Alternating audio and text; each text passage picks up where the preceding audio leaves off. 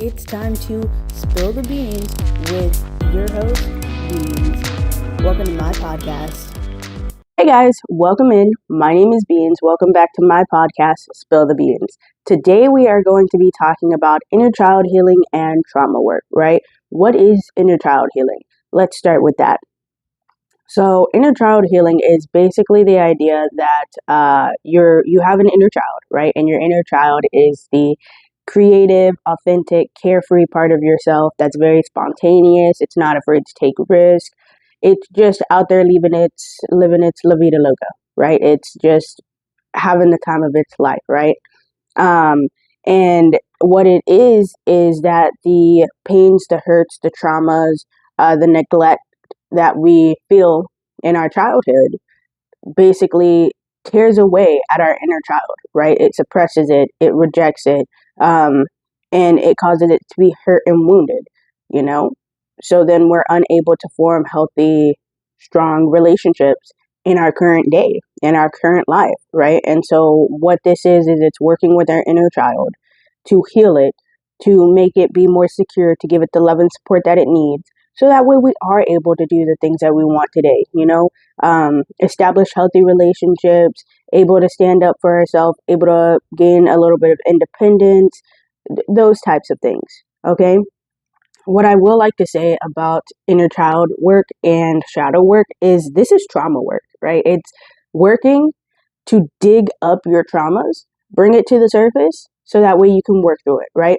And the goal of this is you do this at a point in time when you're a lot more stable, because what it is it's pushing our inner child self deep down into the dark place, hiding parts of ourselves, it's repressing parts of ourselves, right? Because it's a coping mechanism, right? It's how we coped, because back then we didn't feel safe enough, we didn't feel secure enough, we didn't know what to do to handle these big emotions, to deal with this pain, right? And so in a response to that, we pushed it away. So this is supposed to be done at a point in time when you're a little bit more stable, you're a little bit more secure, you have support, you have people around you who can help you, so that way you can redig up these traumas and work on them. So that way they don't affect your life so much. Because the moment you push something deep down into the dark place, it will come out in negative ways, which is why some of the ways that you need some inner child work healing or some shadow work done is if you're easily frustrated, if you have big reactions to small things, if you have commitment issues, abandonment issues, low self-esteem, over independence, right? Having trouble setting boundaries. All of these things can be good indicators of, hey, there's something wrong with your inner child, right? Your shadow self needs a little bit of work. Let's do some trauma work. But if these emotions are too big, if it's really hard, if doing this trauma work feels re-traumatizing, that's a good indication to stop. That's a good indication to be like, let me take a pause, let me take a moment, and then go seek out professional help, because it's trauma, right? Sometimes you need someone to help you work through things. You need someone who's a licensed professional to be like, okay, and here's the best way we can handle this situation. So if it gets too much, if it gets too hard, stop.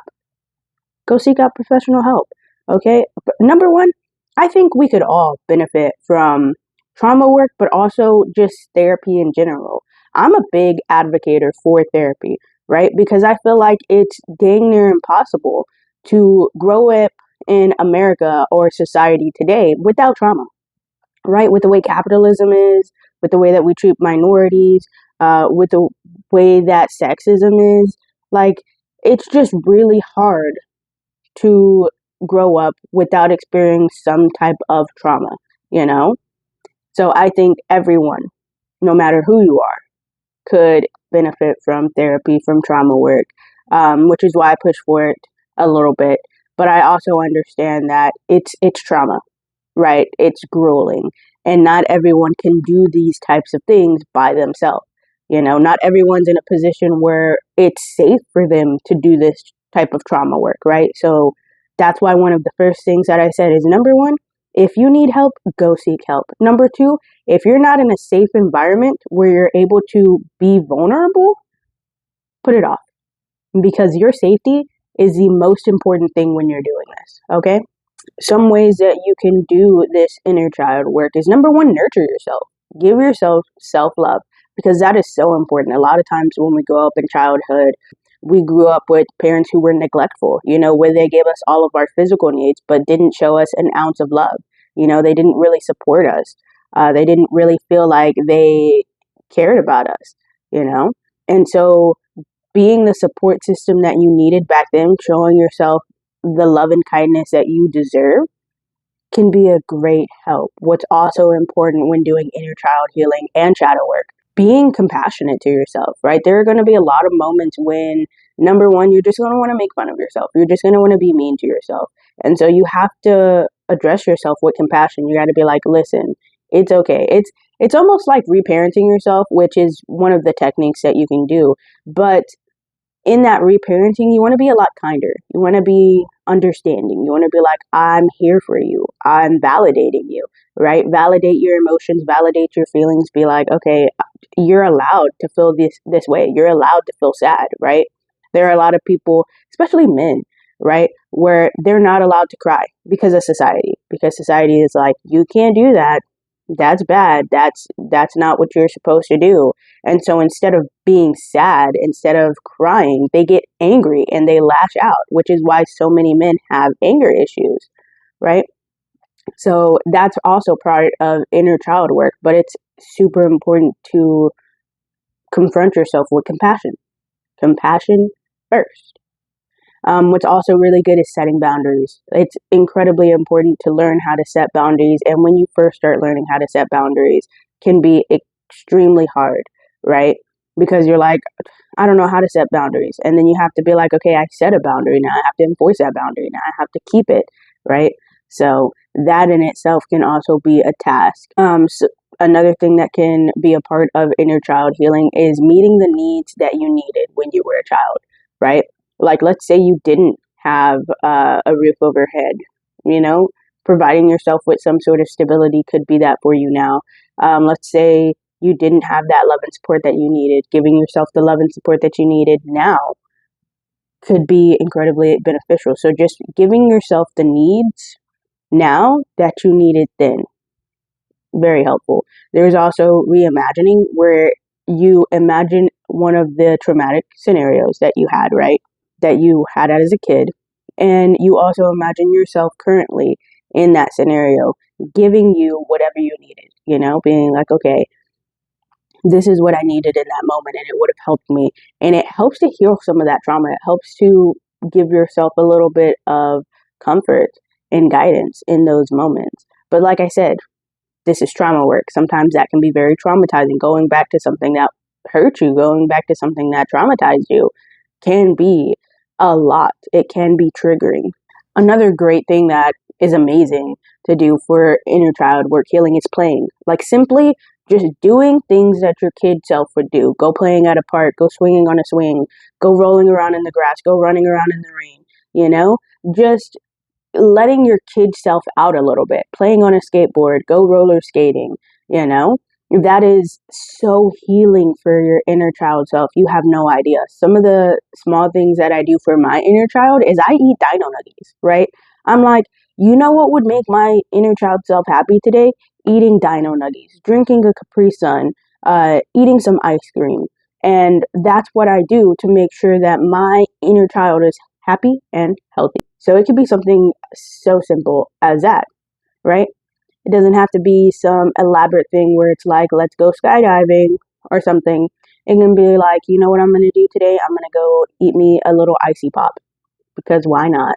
Another really good thing for inner child work healing is doing some of the things, like, yes, playing, but doing other things that you did as kids, right? So watching some of the TV shows that brought you comfort as a kid. If you collected things, collecting those things as a kid. If you used to enjoy reading, right? Sometimes as a kid, we really enjoy reading.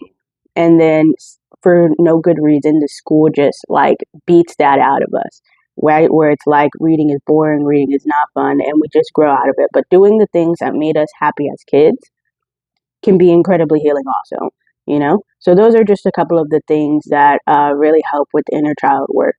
And then shadow work is actually a type of inner work, right? It works with your shadow. Your shadow self is basically the parts that you have neglected, rejected, hid away, pushed deep down inside, um, because you're ashamed of them, right? Because society is like, you can't be that person. You can't do those things, right? Or as a trauma response, right? There's some times where it was like, okay, when you cried as a kid, every time you cried, you got beat, right? So then you learned it's not okay for me to cry. Crying is not okay for me to do. So now you're unable to cry, okay? Or in school, when you tried to act yourself, when you tried to be who you were, you got bullied. So you learned it wasn't okay for you to be yourself. You learned it wasn't okay for you to do the things that made you happy. And so you repressed it. You pushed it deep down inside, and there it goes in the shadow, right?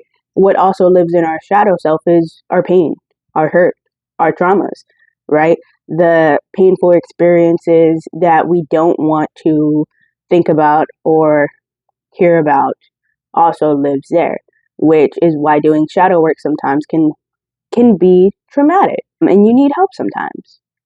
But yeah, shadow work is the idea of bringing up the shadow self, right?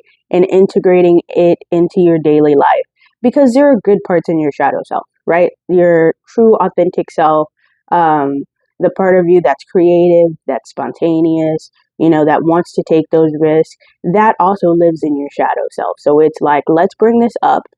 Let's gain our creativity back. Let's gain our confidence back and bring it out into our everyday life, right? And then when you bring that pain and hurt up, you're able to work through it. You're able to deal with it. So that way it no longer affects you. So that way it no longer causes you to continuously self sabotage. So that way you're not stuck in the same cycles that you've been in for forever. And this is why I'm such a fan of inner child work and shadow work healing because it's just so great. It's just so beneficial. And I don't think I'll ever have a day when I'm like, you know what's bad for you? These two things. But, anyways, that is all I have to say about that. Also, on a side note here, I have created a inner child work healing workbook. It's a 30-day workbook. It's on my Etsy. If you're interested in that, there are some really nice, good prompts for it. You could check it out. Other than that, let's move on to our next topic. Side story here before we get into our next topic actually is once upon a time when I was in the dating scenes, I dated a girl who number one was in therapy. Love that. That was great. And she had like a deal breaker and her deal breaker was if you weren't open to the idea of going to therapy, you know, um, she was like, yeah, no, this isn't going to work out. I'm walking away. And I thought that was such a great thing, right? I was like, yeah, no, everyone should go to therapy. Everyone needs a little bit of therapy, you know? I feel like being completely closed off to the idea of going to therapy is a little insane. That's just a little fun fact that I wanted to share with you guys today. Anyways, on to our next topic, which is basically spirituality then versus now. And the thing that I think is very interesting about this is like back in the early 2000s, right? When spirituality, I feel like, became a huge, huge thing. A lot of the spiritual, first of all, there were no resources, right? Like it was super hard to find resources. And the only resources that you could find were on Wicca. Like it was like, okay, we're going to be Wiccan. We're going to start a coven, those types of things. And so those became the only resources for people out there, you know? It was like if you wanted to learn about witchcraft or spirituality, those were the only informations you had to look at.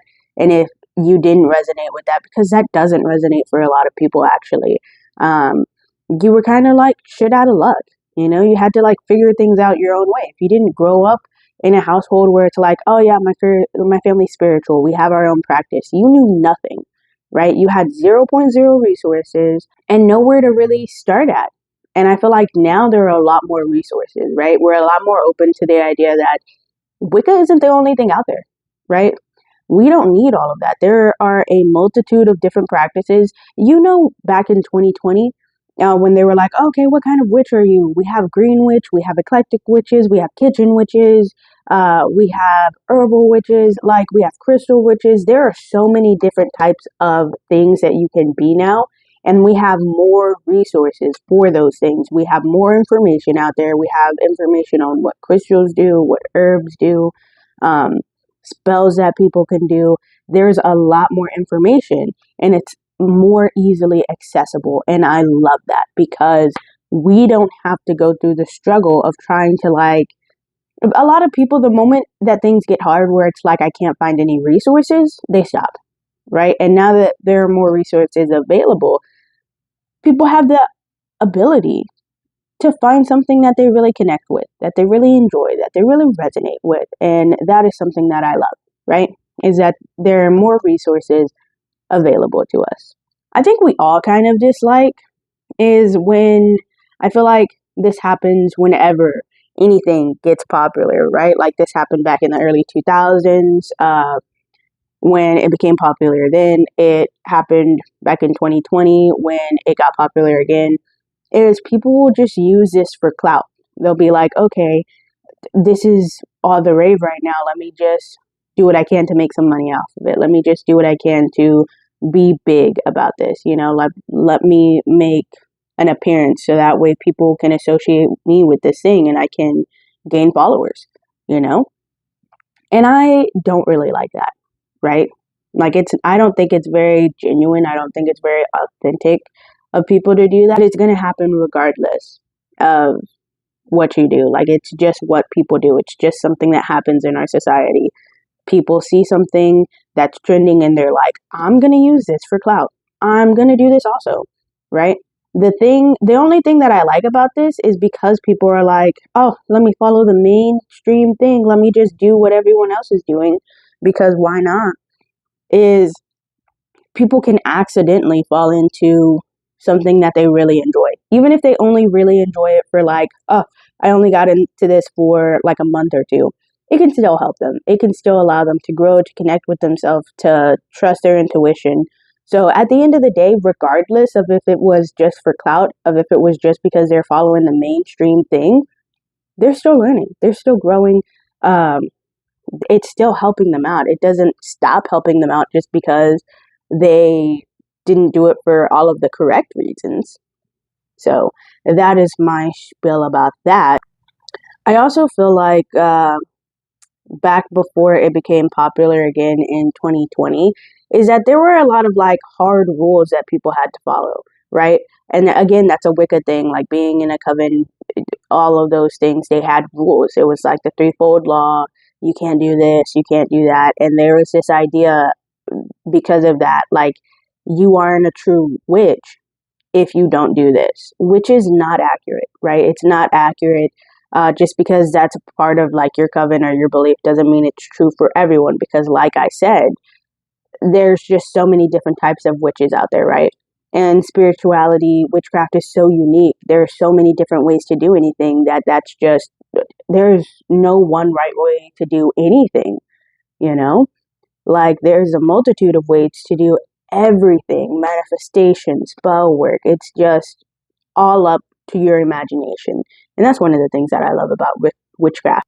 So there was that idea where it was like, okay, you have to do this or else you're not really a witch. And I feel like we saw that kind of heighten back in 2020. And then slowly as time went on, we all started to learn hey, this actually isn't correct. We became a lot more open to the idea of we can be different. My practice doesn't have to look like your practice, and your practice doesn't have to look like their practice. These things can be different. They can be unique, They don't all have to be the same. And I feel like we slowly began being more comfortable with that idea. And I think now we are a lot more comfortable with that. I feel like most people in the witchcraft scene, they're like, no, I get it. No one's practice is really going to look the same unless you're in a coven. And even that is going to have some differences. Even that's going to be a little okay, I'm not doing exactly what you're doing, And I love that. I love how we're just a little bit more accepting. I love how we're just a little bit more open, um, and willing to accept things. Anyways, that's all I really had to say about everything for this podcast. Normally, now would be the time for me to answer some questions, just get into it. But no one left any questions on the last video. No one left any questions on the last podcast. So we have no questions. What I will do though is I will share a story about some of the strangest experiences that I've had in my witchcraft experience, right? Number one, this is a little bit more recently, but one time I was on live doing my thing, doing my spell, doing my readings, right? And someone comes in and they just randomly tell me, hey, I like your energy. And I get that quite often. So I'm like, thanks, appreciate it. No problem, Bob. And then they go, I'm stealing it. I'm taking your energy. And I was like, what? Wait a minute, what? The way to just come in here and be like, I'm stealing your energy. If that isn't an energy vampire at its finest, it's just crazy. But I don't think what they didn't understand is, number one, when I go live, I have a lot of energy normally, right? And I set aside a lot of that energy just to give to the people in my life, just to be like, okay, and this energy right here is for the live, right? Like to just waste on the live. So that, take it. It's for the taking. I wasn't trying to be greedy with it regardless. Number two, I have protections up, right? And my spirit guides, my ancestors, they don't be playing no games. They aren't about that. But I just thought that was so funny. I just thought that was so absolutely hilarious. And it cracked me up inside. These next two, these are just things that I thought of or things that I heard of that I thought were crazy. And one of them is doing spells in Sim, like using Sims to do spells. And I thought that was crazy. I thought that was insane. I was like, what a crazy idea. How fun, how interesting. And if I played Sims, I would probably try that, right? The other thing is using your own urine, right, to get rid of a hex or a curse. And that is mind blowing to me. Just what? What are we doing here? I was like, what? But I hear it works. I hear it like it's really good for doing those types of things. And that has me a little bit scared. That has me a little bit like, I don't know about all of this. Will I ever try that? No. I don't see me ever being like, you know what, let me just do it. But the creativity, 10 out of 10, right? Like, sure, it's gonna work. It's your own bodily fluids, okay? Crazy. Another interesting thing, this happened when I was a kid actually. So once upon a time, I used to stay in a room with my brother, right? And the way this happened is, imagine this little room. My bed is on this side, up against the wall. My brother's bed is on this side, up against the wall. And on my side, there are posters on the wall, high up, right? And they're all taped up there with, the yellow pink tape that you see for breast cancer awareness, right? They're all taped up there with that because that's the only tape we had. And one night we go to sleep and we wake up and all of the posters on my side, because I think there were some on my brother's side too, were torn down, crumbled in a ball, thrown in the middle of the floor, right? In between both of our beds. And I didn't get up and do anything, and my brother didn't get up and do anything, right? Like, there's no history of me sleepwalking, there's no history of him sleepwalking. And what's even more interesting is, in order to get to these posters, you would have to stand up on my bed to tear these posters down. To this day, we still don't know how those posters came down. We just decided that obviously something didn't like those posters. They were like, we hate these posters. And we never put those back up, right? That was a fun little experience for us. We were scared out of our minds for like the next week or two, and I would constantly wake back up, and I would wake up and be like looking around like, anyone in here? So that was a fun little story. That was interesting to say the least. But Right. That concludes the podcast for today, for this week. Like I said, leave comments, leave questions, anything that you would like to hear me talk about, I would enjoy. Other than that, I hope you guys have a beautiful, amazing rest of your day. Bye, guys.